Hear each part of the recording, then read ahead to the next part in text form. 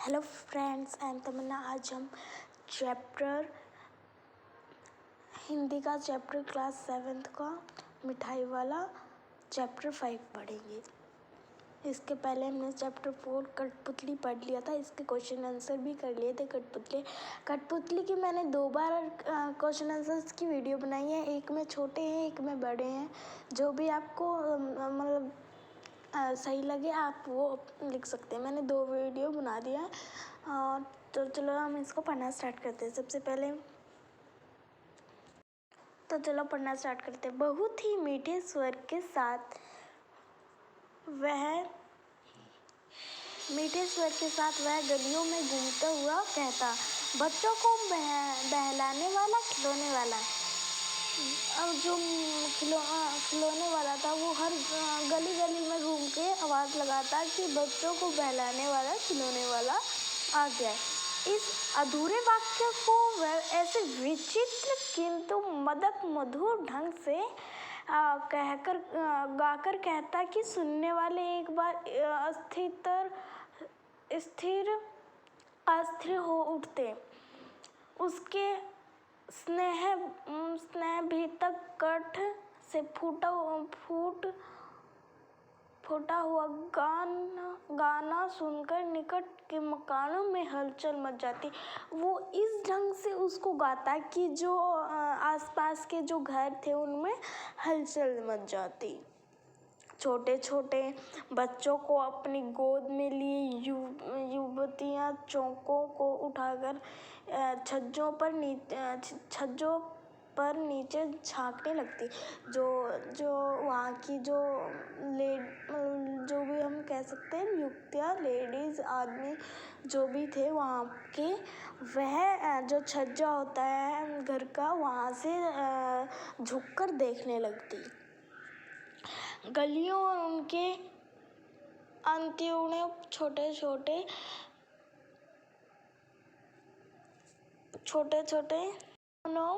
में खेलते और इडलते हुए बच्चों का झुंड उसे घेर लेता और तब वह खिलौने वाला वहां बैठकर खिलौने की पोटली खोल देता। जो बच्चे थे वो उस खिलौने वाले को चारों तरफ से घेर लेते। फिर जहाँ पर गोला बना होता है बच्चों का, जहाँ बच्चों ने उसको घेरा होता है वहाँ पर वो बैठकर अपनी जो खिलौने की पोटली थी उसको खोलकर वहाँ पे बैठ जाता। बच्चे खिलौने देखकर पुलकित मतलब खुश हो उठते।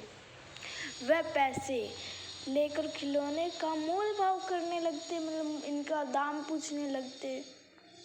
पूछते इसका दाम क्या है और इसका ऐसे करने लगते। खिलौने वाला बच्चों को देखता और उनकी नन्ही उंगलियों से पैसे ले लेता और बच्चे की इच्छा अनुसार उन्हें खिलौने दे देता। मतलब जो उनकी नन्ही हाथ थे उनसे वो पैसे ले लेता और जो उनकी इच्छा थी उनको वो खिलौने दे देता।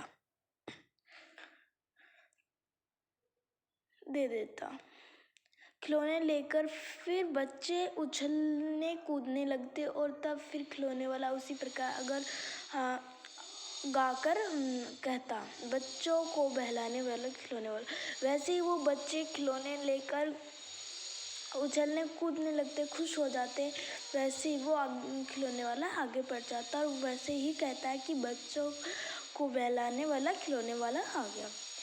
सागर की हिलोर की भांति भांति उसका ये मदक गाना गली भर के मकानों में इस ओर से उस ओर तक लहराता हुआ पहुंचता और खिलौने वाला आगे बढ़ जाता। मतलब जो वह गाता था वो मकानों में से टकरा के उसकी आवाज़ टकरा के हर जो गली के मकान थे हर मकान में वो पहुंचता और फिर खिलौने वाला आगे बढ़ जाता।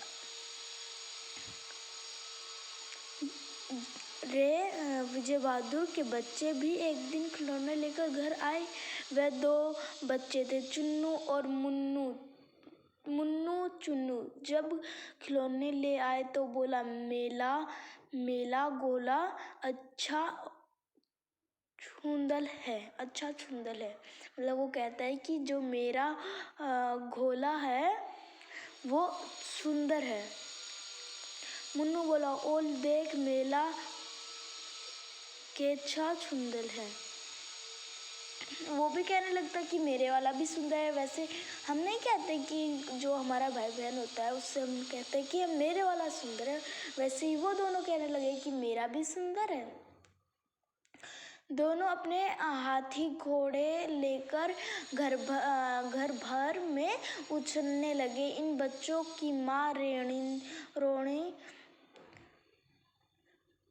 रोहिणी कुछ देर तक खड़े खड़े उनका खेल निहारती रही। जो उनकी माँ थी वो उनका मतलब थोड़ी देर तो उनको देखती निहारती रही।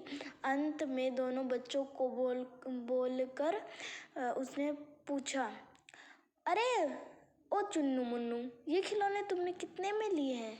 वो पूछते कि ये खिलौने हैं ये तुमने कितने में लिए? मुन्नू बोला, 2 पैसे में खिलौने वाला दे गया। रेयानी सोचने लगी, इतना सस्ता कैसे दे गया है? यह तो वही जाने, लेकिन दे तो गया ही है, इतना तो निश्चय है। मतलब वो सोचने लगी कि इतने सस्ते खिलौने वो कैसे दे गया, पर वो दे तो गया है, इतना तो पक्का है। एक जरा सी बात ठहरी। रोहिणी अपने काम में लग गई। वो काम करने लगी। फिर कभी उसे इस बारे में विचार करने की आवश्यकता भी भला क्यों पड़ती? उसको क्यों पड़ती? 6 महीने के बाद नगर भर में 2-4 दिनों में एक मुरली वाला के आने की समाचार फैल गया। मतलब नगर भर में सारे मतलब गांव में एक खबर फैल गई कि एक मुरली वाला आया है।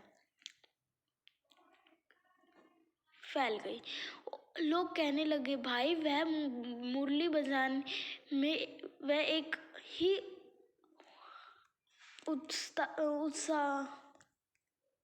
उस्ताद है। मुरली बजाकर गाना सुनाकर वह मुरली बेचता भी है, सो भी 2 पैसे में। भला इसमें उसको क्या मिलता होगा? मेहनत भी तो नहीं आती होगी। एक व्यक्ति ने पूछ लिया, कैसे है वह मुरली वाला? मैंने तो उसे नहीं देखा। उत्तर मिला, उम्र तो उसकी अभी अधिक ना हुई, यह 30-32 का होगा। दुबला पतला गोरा है, बीकानेरी रंगीन साफ बदन है। वही तो नहीं जो पहले खिलौने बेच रहा था? क्या वह पहले खिलौने भी बेचता था? वैसे ही मतलब कुछ दिनों में एक खबर फैल गई कि बांसुरी वाला आया। फिर वो एक ही उस्ताद है मुरली बजाने में। मतलब वो बहुत अच्छी मुरली बजाता है और वो 2-2 रुपए में बेचता है। मतलब वो बजाता भी है और गाता भी है, फिर वो मुरली बेचता है। ऐसी बातें लोग करने लगे कि वह ज़्यादा उम्र का तो नहीं है, 30-32 का ही है और बैंगनी रंग का साफ बदलता है। ठीक है। हाँ, जो आगर प्रकार तुमने बतलाया उसी प्रकार का वह भी था, तो वही होगा फिर भाई है वह एक उस्ताद। उसने कहा कि हाँ वही होगा, शायद से तुम जैसे कह रहे हो वो भी वही वैसा ही था। प्रतिदिन उसके प्रकार उस मुरली वाले की चर्चा होती। प्रतिदिन नगर में प्रत्येक गली में उसका मदक मुदल स्वर सुनाई पड़ता। बच्चों को बहलाने वाला बांसुरी वाला। वैसे ही जैसे खिलौने वाला कहता था कि खिलौने वाला बच्चों को बहलाने वाला खिलौने वाला, पर जो खिलौने वाला था वही बांसुरी वाला था। ठीक है। तो वैसे ही वो कहता कि बच्चों को बहलाने वाला बांसुरी वाला। रोहिणी ने भी मुरली वाले का यह स्वर सुना, परंतु कि उसे खिलौने वाले का स्मरण हो आया। उसने मन ही मन कहा, खिलौने वाला भी इस तरह गाकर खिलौने बेचा करता था। वो भी सोचने लगी कि हाँ भाई, जो खिलौने वाला था वो भी ऐसे ही खिलौने बेचता था। रोहिणी उठकर अपने पति विजय बाबू के पास गई। जरा उसकी मुरली वाले की बुलाओ तो चुन्नू मुन्नू के लिए ले लूं। यह पता यह भी इधर आए ना आए, वह भी जान पड़ता है। वह पार्क में खिलौने निकालने गया है। वैसे ही वो कहती है कि अपने पति से कहती है कि उस बांसुरी वाले को बुला लो, मैं भी चुन्नू मुन्नू के लिए बांसुरी ले लेती हूँ। विजय बाबू एक समाचार पत्र पढ़ रहे थे। उसी तरह उस लिए हुए वह दरवाजे पर आकर बांसुरी वाले से बोले, क्यों भाई, किस तरह देते हो बांसुरी? वैसे ही वो विजय बाबू एक पत्र पढ़ रहे थे। वैसे ही वो दरवाजे में जाकर कहते हैं कि क्या भाई, क्या कैसे देते हो मुरली? किसी की टोपी गली में गिर पड़ी, किसी का जूता पार्क में ही छूट गया और किसी का सोतानी पजामा की ढीली होकर लटक गई है। इस तरह दौड़ते हाफते मतलब ऐसे दौड़ कर आते हैं कि किसी का जूता गिर जाता है, किसी का कुछ। ठीक है। हाफते हुए बच्चों का झुंड आ पहुंचा। वैसे ही बच्चों का झुंड आ पहुंचा। एक सवर से उससे बोले उठे, हम भी लेंदे बांसुरी और हम भी लेंदे बांसुरी। वैसे ही वो कहने लगे कि हम भी लेंगे बांसुरी। बांसुरी वाला ब्रश गदगद को उठ बोला, सबको देंगे भाई भैया, लेकिन जरा रुको, ठहरो, एक एक को देने दो। वो कहता है, हाँ मैं सबको दूंगा, बिल्कुल ठहरो, एक एक करके दूंगा। अभी इतनी जल्दी हम कहीं लौट थोड़े ही जाएंगे। कि वो कहता है कि इतनी देर में हम थोड़ी ही ना चले जाएंगे, मतलब लौट जाएंगे तब चले जाएंगे। बेचने तो आए ही हैं और हैं भी। इस समय मेरे पास एक दो नहीं, पूरी 57 है। बाबूजी क्या पहुंचा था, अपने कितने में दी तो वैसे 3-3 पैसे के हिसाब से है, पर आपको 2-2 पैसे में ही दे दूंगा। वैसे ही वो कहता है कि विजय बाबू ने जैसे पूछा था ना, कि वो बोला कि मैं वैसे तो देता हूँ 3-3 रुपए में, आपको 2-2 रुपए में दे दूंगा। विजय बाबू भीतर बाहर दोनों रूपों में मुस्कुराए दिए, मन ही मन कहने लगे, कैसा है?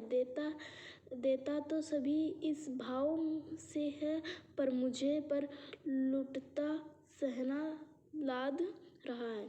फिर बोला, तुम लोग की झूठ बोलने की आदत होती है। देते होगे सभी को 2-2 पैसे में, पर एहसान का मोज मेरे के ऊपर लाद रहे हो। मतलब वो सोच रहा है कि वो कहता है ना बांसुरी वाला, कि मैं वैसे तो देता हूँ 3-3 रुपए में, आपको मैं 2 रुपए में दे रहा हूँ। वैसे ही वो विजय बाबू मन में ही सोच रहे हैं कि वैसे देता है सबको 3-3 रुपए में और मुझे 2 रुपए में देकर एहसान कर रहा है मेरे ऊपर। वैसे ही वो पूछ लेता है कि मेरे पे एहसान थोड़ी कर रहे हो, आप मुझे 2-2 रुपए में दे रहे हो। ठीक है। वैसे बांसुरी वाले एकदम प्रीतिक हो उठा, बोला, आपको क्या पता बाबूजी कि इनकी असली लगाता क्या है? यह तो ग्राहक का दस्तूर होता है कि दुकानदार चाहे हानि उठकर चीज क्यों ना बेचे, पर ग्राहक सही समझता है दुकानदार मुझे लूट रहा है। मतलब वो कहता है कि आप लोग तो, ग्राहक तो ऐसे ही सोच रहा है कि भाई ये तो मतलब मुझे लूट रहा है, चाहे वो अपना नुकसान भी कर रहा हो, ऐसे ही सोचेंगे। आप भले कहें को आप भले कहे को विश्वास करेंगे, लेकिन किस पूछिए तो बाबूजी, असली दाम 2 ही पैसा है। वहाँ कहीं से 2 पैसे में ये मुरली नहीं पा सकते।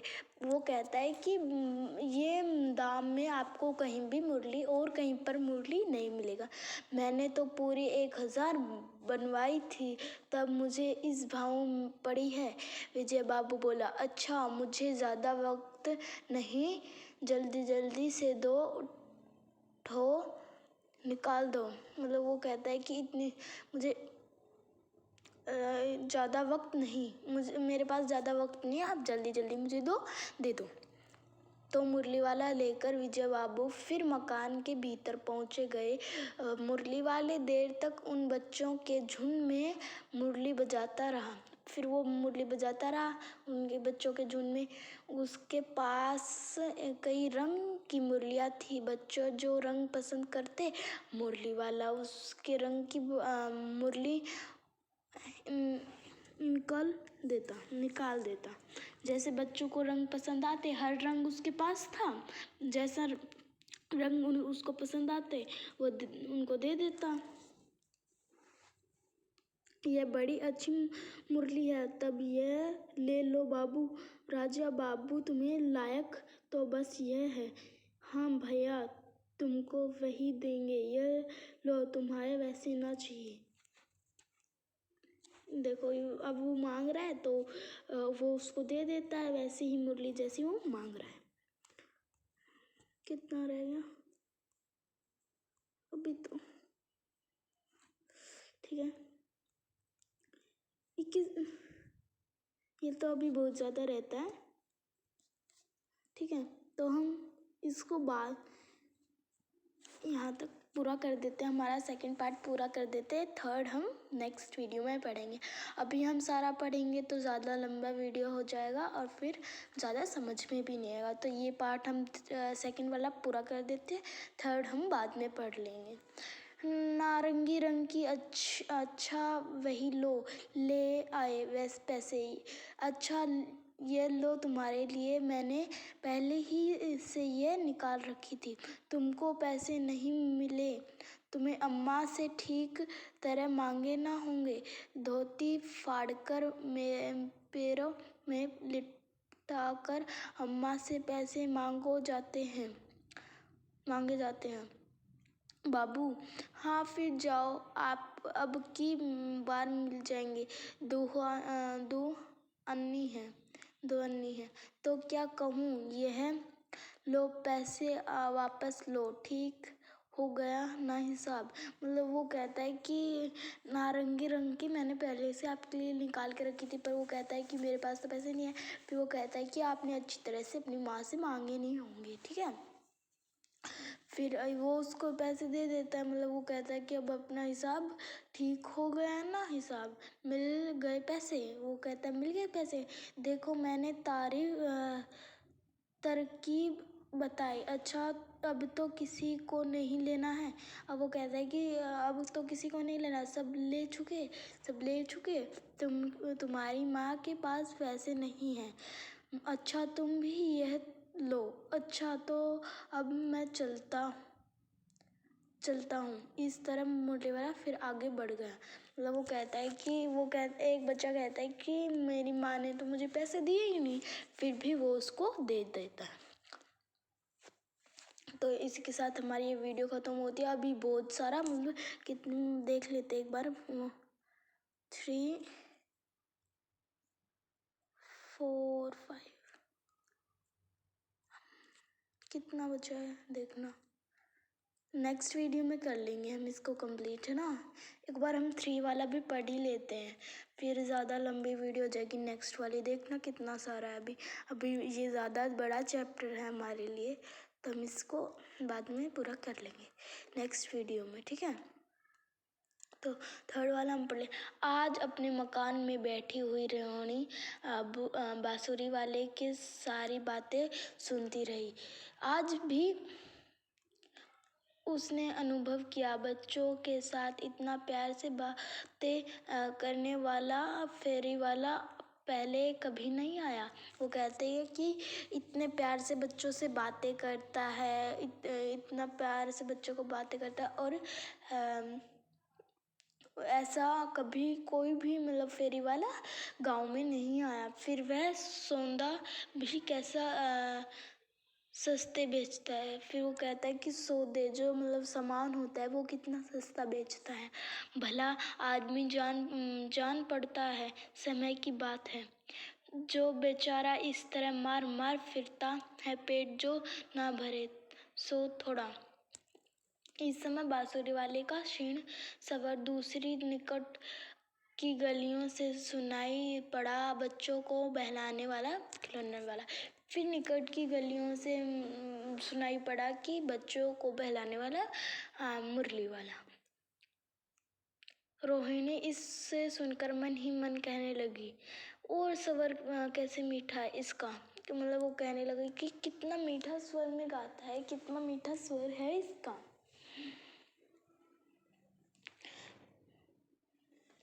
बहुत दिनों तक रोहिणी को बांसुरी वाले का वह मीठा स्वर और उसके बच्चों के प्रीति के स्नेह सख्त बातें याद आती रही। महीने के महीने आए और चले गए, फिर बांसुरी वाले न आया। धीरे धीरे उसकी स्थिति भी क्षीण हो गई। मतलब फिर वो बांसुरी वाला नहीं आया।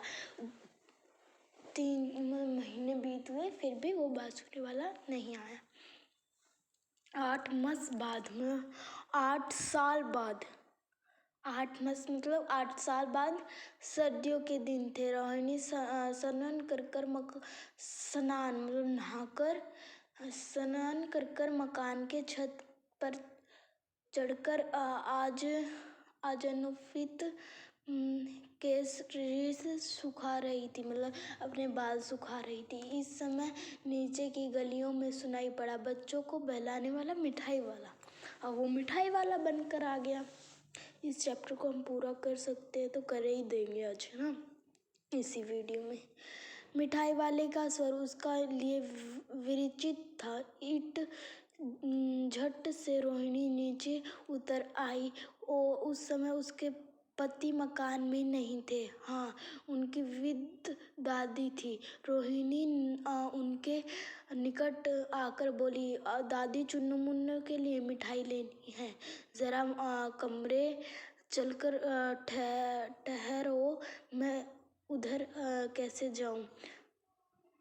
जाऊं, कोई आता न हो, जरा हटकर मैं भी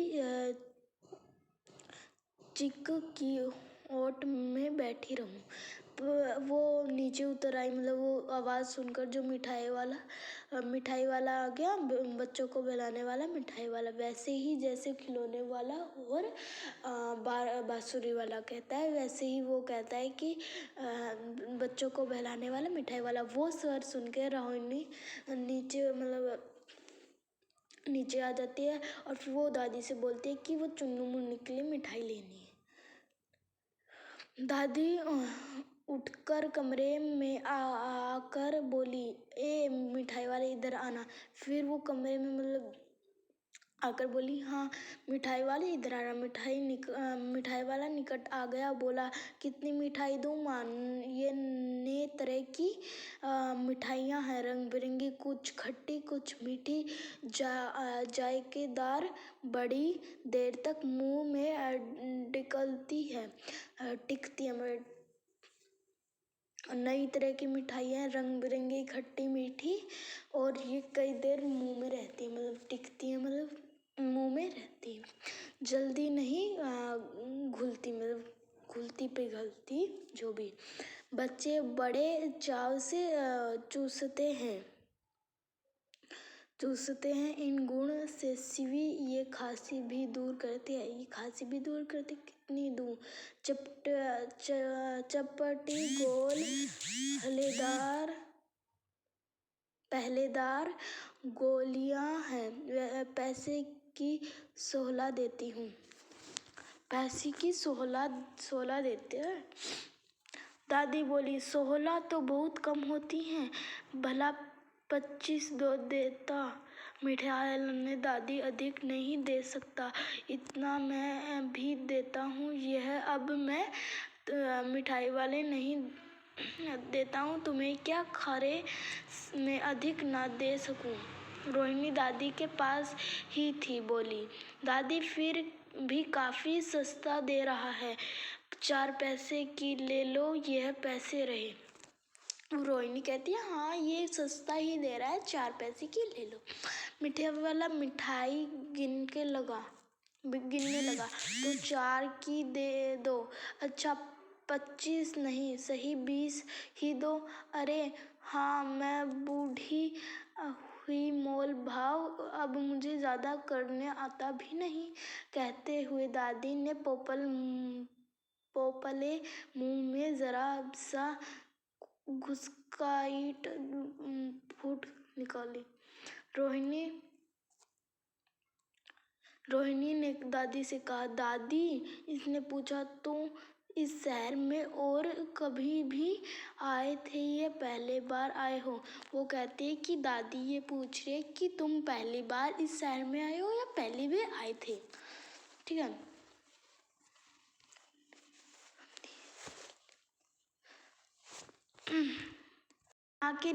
यहाँ के निवासी तो तुम हो नहीं, है ना?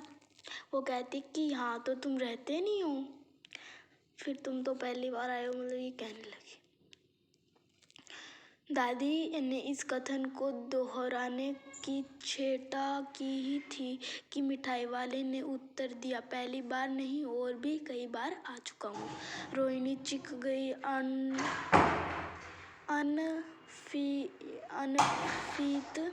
अनफित दी, पहली बार नहीं और भी कई बार आ चुका हूँ। रोहिणी चीख की आठ ही से बोली, पहले ये मिठाई बेचता हुआ थे या और कोई चीज लेकर? मिठाई वाला वर्ष यश और विषाद्यम भाव में डूबकर बोला, इससे पहले बांसुरी लेकर आया था और उससे भी पहले खिलौने लेकर। रोहिणी का अनुमान ठीक निकला। अब तो वह उसे और भी कुछ बातें पूछने के लिए अस्थिर उठी। वह बोली, इन व्यापारियों में भला तुम्हें क्या मिलता होगा? वह बोला, मिलता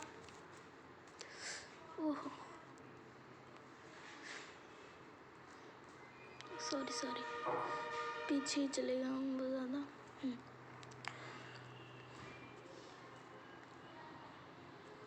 मिलता होगा, वह बोला, मिलता भला क्या है? यह खाने भर को मिला जाता है, कभी नहीं भी मिलता है। फिर वो कहता है कि मिलता तो क्या होगा, कभी मिल जाता है, कभी नहीं मिलता। वो रोहिणी कहती है कि इनसे तुम्हें क्या मिलता होगा, इतना थोड़े में आप इसको बेचते हो, है ना? फिर वो और भी सवाल पूछने के लिए उससे उत्सुक हो गई, उससे रहम नहीं गया। मिलता वह पर हाँ, संतोष, अधिराज और कभी कभी असीम सुख जरूर मिलता है, और सही में चाहता भी हूँ।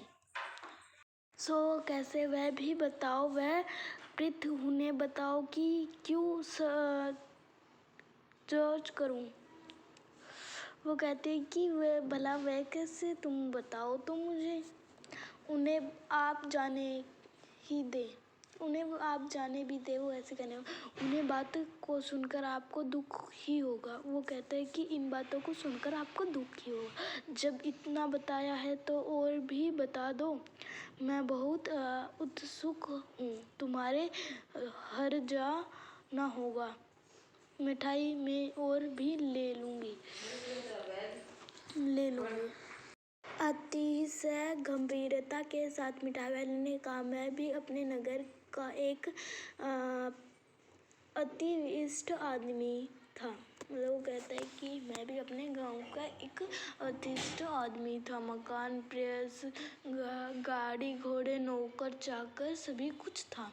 वो कहता है कि सब कुछ था मेरे पास, नौकर, गाड़ी, घोड़े, सब कुछ। स्त्री थी, छोटे छोटे 2 बच्चे भी थे। मेरे वह सोने का संसार था। वो कहता है कि एक स्त्री भी थी मेरी, छोटे छोटे 2 बच्चे थे और सोने का संसार था। वह संपत्ति का वैभव था, भीतर सांसारिक सुख था। स्त्री सुंदर थी, मेरा प्राण थी। बच्चे ऐसे सुंदर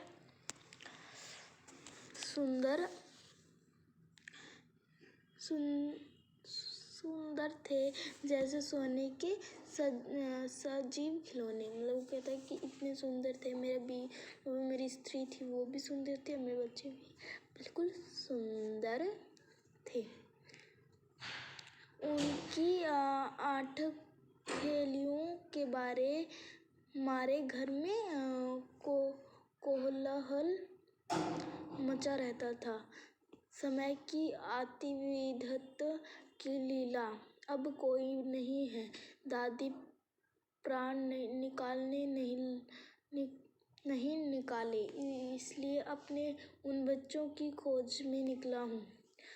कि कहता है कि मैं अपने बच्चों की खोज में निकला हूँ। जो दादी मेरी प्राण थी, निकालने नहीं निकले। वह सब अंत में होंगे, तब सही कहीं आखिर कहीं ना जन्मे ही होंगे। उस तरह रहते घुलाकर मरता, इस तरह सुख संतोष के साथ मरूंगा। इस तरह के जीवन में कभी कभी अपने उन बच्चों के एक झलक सी मिल जाती है। वो कहता है कि इससे मुझे एक झलक मिल जाती है अपने बच्चों की। ऐसे जान पड़ता है जैसे वह इन्हीं में झाल कर हंस खेल रहे हैं। वो कहता है कि ऐसा लगता है कि इसी में वह खेल रहे झाल कर।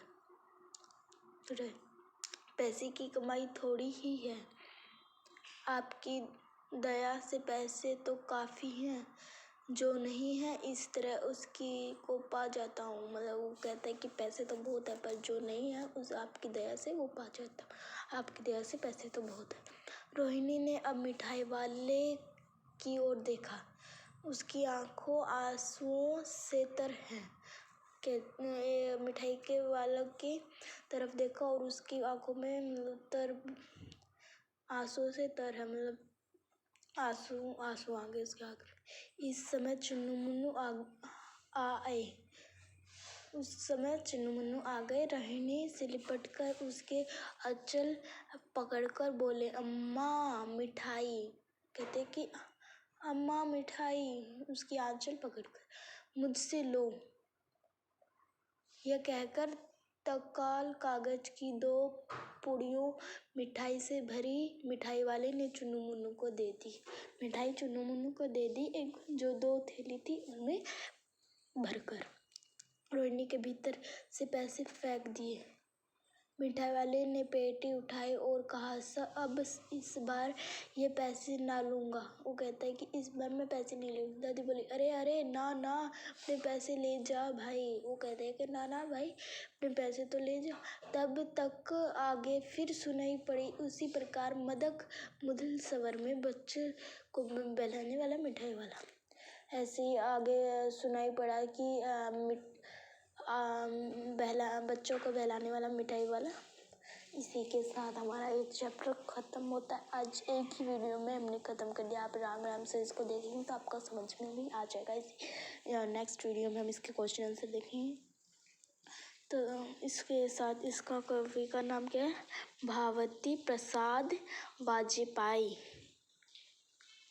ठीक है, तो इसी के साथ हमारी ये वीडियो ख़त्म होती है, रीडिंग भी ख़त्म होती है। नेक्स्ट वीडियो में हम इसके क्वेश्चन आंसर देखें। Bye bye friends, take care and इस वीडियो को ध्यान से देखना, सारा कुछ आपको समझ में आ जाएगा। Bye friends.